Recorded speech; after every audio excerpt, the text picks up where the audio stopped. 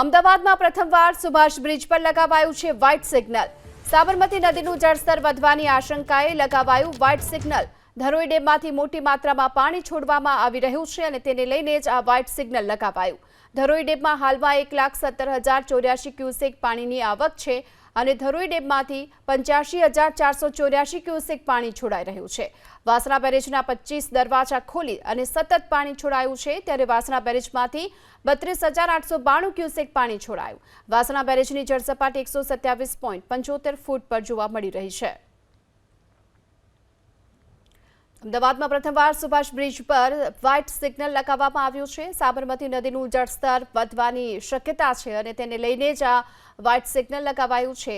ધરોઈ ડેમમાંથી જ્યારે મોટી માત્રામાં પાણી છોડવામાં આવી રહ્યું છે અને સાબરમતી નદી અત્યારે બે કાંઠે વહેતી જોવા મળી રહી છે, ત્યારે ધરોઈ ડેમમાંથી 1,70,084 ક્યુસેક પાણીની આવક જોવા મળી છે, જેની સામે 85,484 ક્યુસેક અત્યારે પાણી છોડાયું છે અને સાથોસાથ વાસણા બેરેજમાં પણ પાણીની આવકથી 25 દરવાજા ખોલી અને પાણી છોડાઈ રહ્યું છે। વધુ વિગતો મેળવીએ સંવાદદાતા કુશાંગ સોની આપણી સાથે જોડાઈ ચૂક્યા છે। કુશાંગ, ધરોઈ ડેમમાં સતત પાણીની આવક અને આ તરફ સુભાષ બ્રિજ પર જ્યારે વ્હાઇટ સિગ્નલ લગાવાયું છે, શું કારણ અને શું સ્થિતિ?